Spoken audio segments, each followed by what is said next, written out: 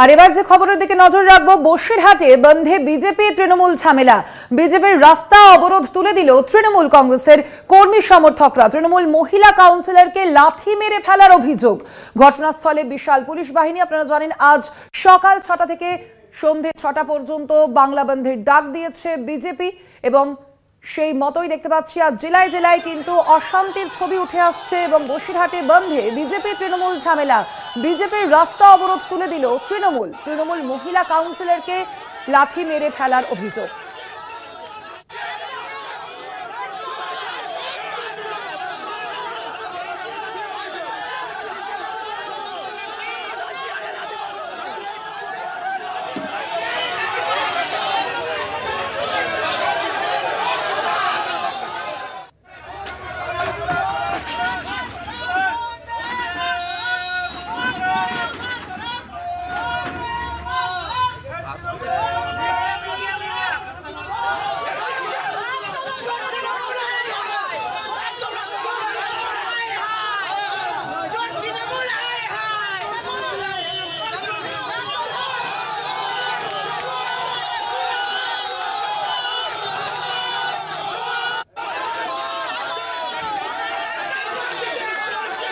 কথা বলবো, ফোন লাইনে রয়েছেন প্রতিনিধি সঞ্জিত চক্রবর্তী।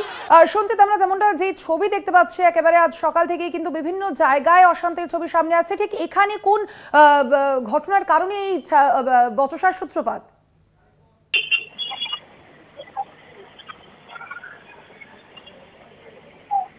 সঞ্জিত, শোনা যাচ্ছে? হ্যাঁ, শুনতে পাচ্ছি। সঞ্জিত, ঠিক কোন ঘটনার থেকে এই বচসার সূত্রপাত কি জানা যাচ্ছে এখনো পর্যন্ত? কি অভিযোগ সামনে আসছে? দেখো, বসিরহাট শহরের প্রাণ কেন্দ্র একটা টাউন হল যে ইজিন্ডা রোডে আজকে বিজেপি কর্মী সমর্থকরা, তুমি জানো গতকালকে যে আন্দোলনের প্রতিবাদে যে আজকে বন্ধ ডেকেছিল ২৪ ঘন্টা, সেই তারা তাদের নেতৃত্বে যখন অবরোধ বিক্ষোভ চলছিল এবং রাস্তার উপরে তারা চেয়ার নিয়ে বসেছিল, সেই সময় কিন্তু এখানকার তৃণমূলের নেতৃত্ব আজ। আপাতত ধন্যবাদ তোমায়। আমরা কথা বলছিলাম, ফোন লাইনে ছিলেন প্রতিনিধি সঞ্জিত চক্রবর্তী।